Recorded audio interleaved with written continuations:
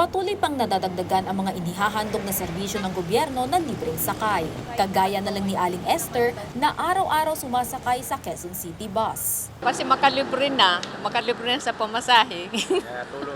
Malaking tulong sa senior din. Ay lahat na. Malaking tulong po sa amin yon para hindi na kami nahirapan sumakay dyan. May libreng sakay na rin sa Las Piñas simula ngayong araw hanggang June 12 ng 5 a.m. hanggang 9 p.m. Kasunod ito ng mga makikiisa sa 3-day transportation strike ng Grupong Manibela dahil sa pagtutol nila sa paghuli sa mga unconsolidated public utility vehicle. Pero ayon sa mga commuters, hari pa rin ng kalsada ang mga tsuper sa dami ng bumabiyahing jeepney lalo na ngayong Lunes.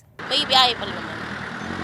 Hindi naman siya totally na mawawala. Katulad niya, nandiyan na yung sasakyan ko. Marami na kasing consolidated na ang prangkisa. Hindi po maging kolorom yung mga jeep. Hindi na po kasi pinayagan naman po kami ng operator namin na lumabas.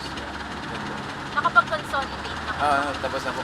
Kaya siguro hindi na rin sila sumasama sa transport strike kasi consolidated na nga po yung mga unit nila. Sa utos ng ating Pangulo last year na talagang magkaroon na tayo ng deadline sa ating consolidation, nangyari na yon and we have a very successful consolidation process. Makikita natin sa ating video, 155,000 ang nagpa-consolidate.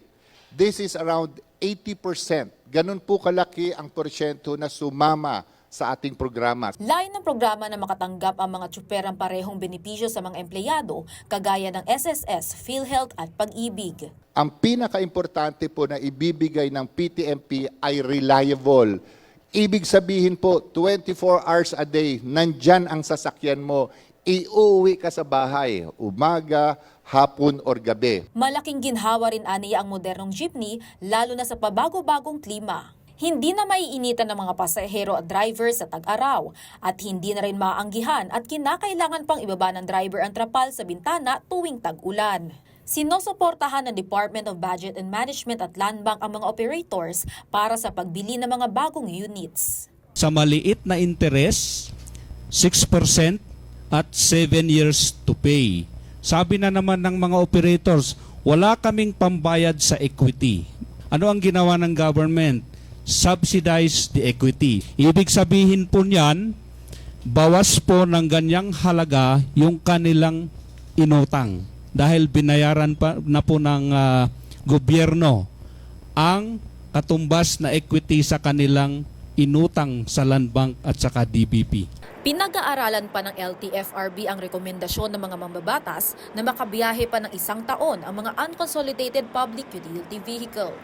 Vel Custodio para sa Pambansang TV sa Bagong Pilipinas.